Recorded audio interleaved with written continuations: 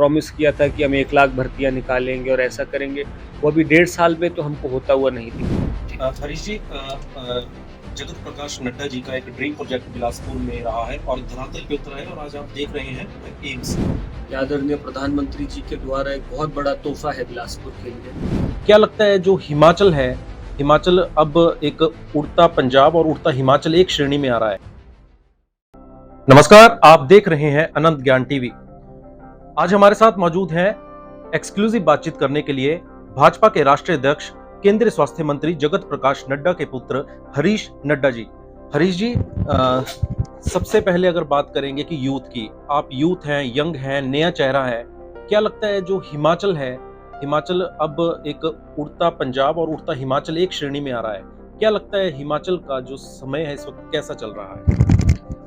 हिमाचल जो हमारी देवभूमि है और हिमाचल का युवा और यूथ हमेशा मुख्य धारा में रहा है और हमेशा अच्छे कार्यों के लिए जाना गया है। जितने भी हमारे सेना में जवान भर्ती होते हैं, अफसर भर्ती होते हैं, उसमें हिमाचल से एक बहुत बड़ी संख्या जाती है। तो ऐसा भी नहीं है कि हिमाचल में युवाओं की अहमियत को या युवाओं की जो मुख्य धारा में लोग हैं उसको हटा सकते हैं, लेकिन अभी फिलहाल में एक ऐसा संकट उत्पन्न होता दिख रहा है जिस पर हमको बहुत गंभीरता से विचार करने की भी आवश्यकता है और उस पर हम लोगों को काम भी करना है। एक पंजाब के कारण या बॉर्डरिंग स्टेट्स के कारण या कोई ऐसे सामाजिक तत्व हैं जो हमारे समाज में आ चुके हैं जिसके कारण एक नशे का जो व्यापार यहाँ पे चल पड़ा है और जिसके कारण बहुत ही दुखद समाचार हमको मिलते हैं, बहुत युवाओं के देहांत हो गए ओवरडोज से।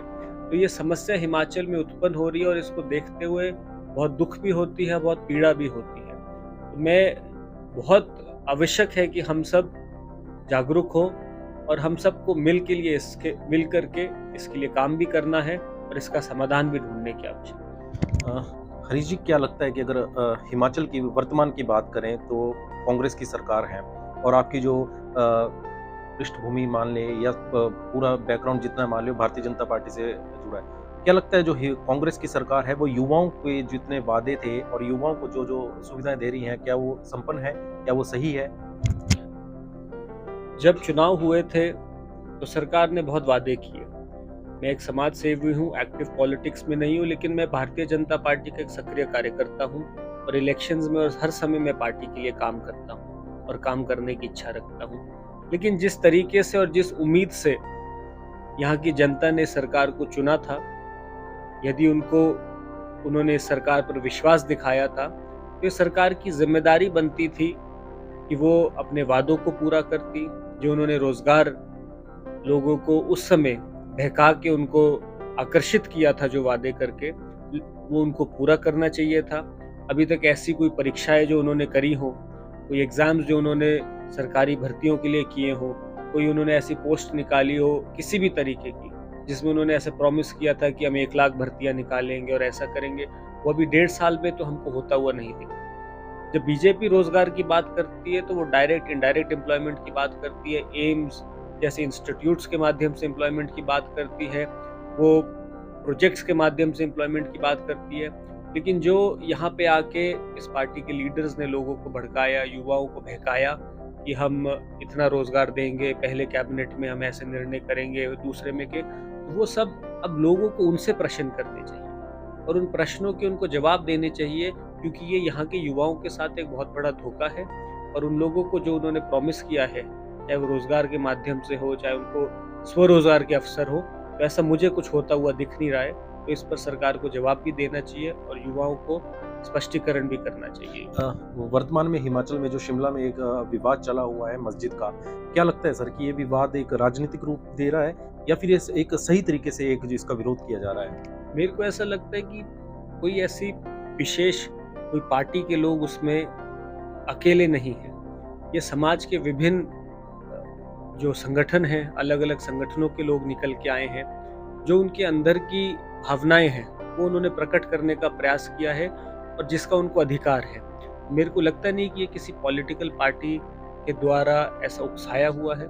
ये अंदर से लोगों की भावनाएं जो उनके अंदर दबी हुई थी, उन्होंने निकाल के उसको प्रकट करने का प्रयास किया और जो काफ़ी संगठन उसमें शामिल है। तो मेरे को ऐसा नहीं लगता कि उसको एक पॉलिटिकल रूप दिया जा रहा है, पर जो लोगों के दिल में है वो इसके आंदोलन किया, जो भी उन्होंने किया उसके माध्यम से बाहर निकाल रहे हैं, और सरकार को इसका कुछ हल निकालना चाहिए, और ताकि स्थिति कभी बिगड़े ना, इसको एड्रेस भी करना चाहिए और कोई सभी पक्षों के उसमें एक अच्छा हल निकलना चाहिए। समाज सेवा की बात करें तो आपकी ओर से एक चेतना संस्था चलाई जा रही है और लंबा समय हो गया है दिव्यांगों के लिए और जरूरतमंद के लिए लगातार मदद करते आ रहे हैं। क्या लगता है कि ये चेतना जो संस्था है ये कितना और रफ्तार पकड़ेगी, और क्या क्या आपने नए कोई जो नए प्लानिंग के साथ आप करने जा रहे हैं? चेतना संस्था हम 25 वर्ष से चला रहे हैं, और पहले दिव्यांगों से जुड़ी हुई थी।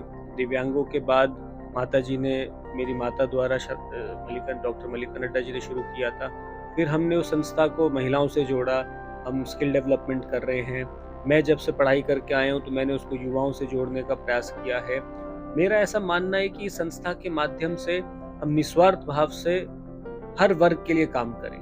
मेरे को पीछे लोगों ने कहा कि आप इलेक्शन से पहले ज़्यादा एक्टिव थे, अभी आप, लेकिन मैं ये बताना चाहता हूँ कि चेतना संस्था के कार्यक्रम कभी रुके नहीं। मैं अपने पारिवारिक कारणों से थोड़ा दिल्ली ज़्यादा समय रहा, लेकिन हमने बीच में 4 से 5 मेडिकल कैंप किए। मैं मेडिकल कैंप के लिए आया, हमने उसके बीच में स्किल डेवलपमेंट कैंप किए।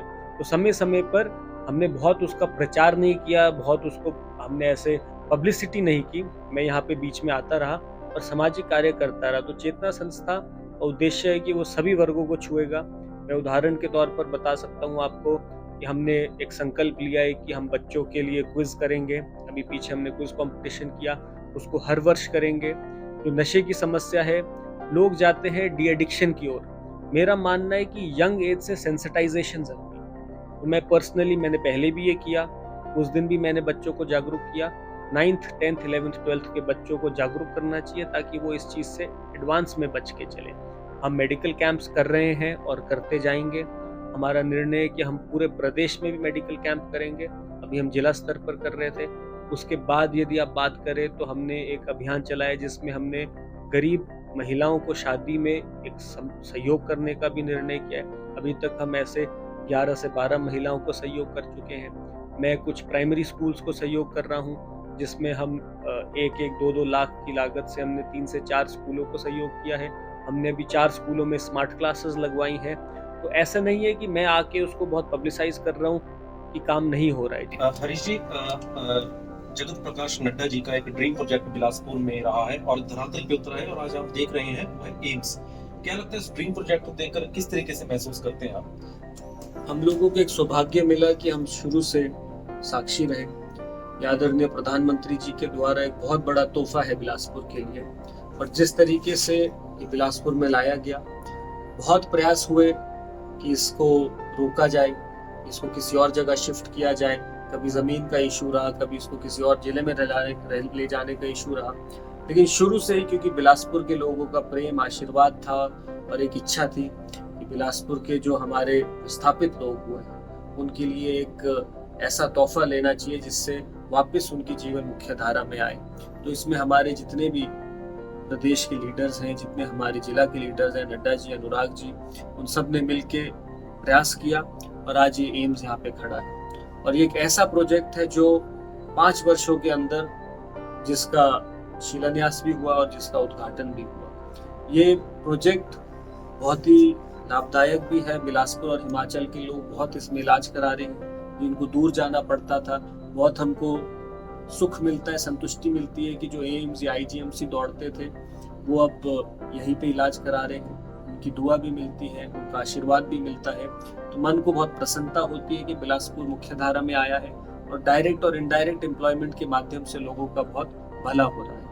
अब नड्डा जी को फिर से आदरणीय मोदी जी ने ये जिम्मेदारी दी है और मुझे पूरा विश्वास है कि जो इसमें छोटी कमियां हैं उसको भी पूरा किया जाएगा और एम्स को सारे जो इसमें फेज 2 का काम है और जो भी चीजें हैं उसको खत्म करके इसको तीव्र गति से और आगे बढ़ेगा ताकि पूरे प्रदेश के लोगों को लाभ मिल सके इसका। हरीश जी, अगर आप इस जो समाज सेवा से हटकर अगर आप राजनीति में प्रवेश करते हैं, बड़े स्तर पर प्रवेश करते हैं, तो आप अपने आप को इस राजनीति में कहाँ देखते हैं? हमारे को सिर्फ एक ही चीज संस्कारों के माध्यम से सिखाई गई है, जो नड्डा जी ने भी अपने जीवन में हमेशा अपनाया है कि हमेशा कर्म पर ध्यान देना चाहिए। ना मेरे पास अभी कोई पार्टी में दायित्व है, ना मेरे पास कोई ऐसी जिम्मेदारी है, लेकिन मैं निस्वार्थ भाव से इस पार्टी के लिए काम करना चाहता हूँ। इस पार्टी ने हमारे परिवार को बहुत कुछ दिया। ये हमने कभी सोचा नहीं था, कभी विश्वास नहीं किया था कि बिलासपुर में एक गांव से आने वाला व्यक्ति इस पार्टी का राष्ट्रीय अध्यक्ष बने। साथ ही में उनको अभी राज्यसभा के लीडर की जिम्मेदारी भी दी है। साथ ही में नड्डा जी को अभी 2 बड़े विभाग दिए। मोदी जी ने इतना आशीर्वाद, इतना विश्वास उन पर रखा है, हिमाचल पर उन्होंने इतना विश्वास रखा है, तो उसी में हम लोग संतुष्ट हैं।